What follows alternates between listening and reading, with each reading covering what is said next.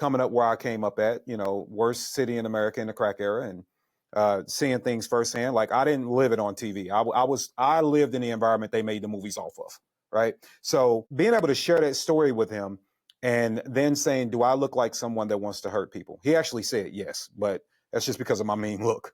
But he's like, after I talked a little more, he's like, well, no, I guess you don't. I said, now, am I carrying a gun? He's like, yeah. I said, man, I carry a gun every day, every single day. I said, now the difference is I had to learn about self before I added the gun. I had to really do a deep dive into myself, even sharing with them the fact that I wanted to commit suicide the first time I picked up a gun, which is true. I tried to commit suicide twice as a teenager with a firearm.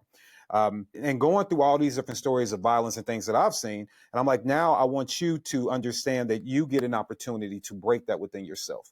Here's an opportunity for you. So what I don't want you to do, I don't want you to shoot a gun today. I don't want you to handle a gun. I want you to watch everyone else do it. And I want you to see if you trust them more than you trust yourself. I want you to think about if we can get you to emotionally control yourself. If you think that, you are more violent than your peers, more violent than the adults that you see shooting.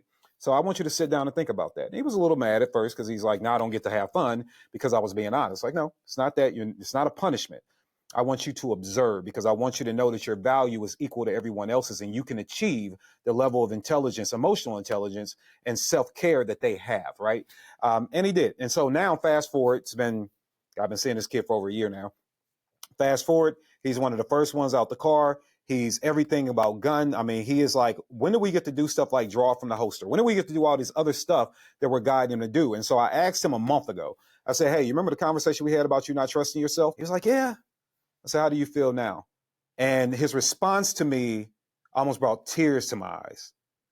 He says, I don't need a gun or anything to fix my problem. The only thing that can fix my problem is me. And so now that I know that I have full control over who I am, what I do when I grow up, my attitude, because I also told him a whole talk about people can't make you upset. You're allowing yourself to get upset based off their actions, right? Had that whole conversation. He understood that it was more about him than it was anybody else. And then he said to me, and I just like shooting guns. And I don't have to I am confident enough now that I won't use that thing to solve a problem because it can end a life, which is taking them away from their family, which is then taking me and putting me in a position that I'm someone who's destroying families, and I wouldn't want somebody to destroy my family. So yeah, guns are just fun. I just want to have fun, and I'm not that person anymore. That was out of the mouth of a 12-year-old.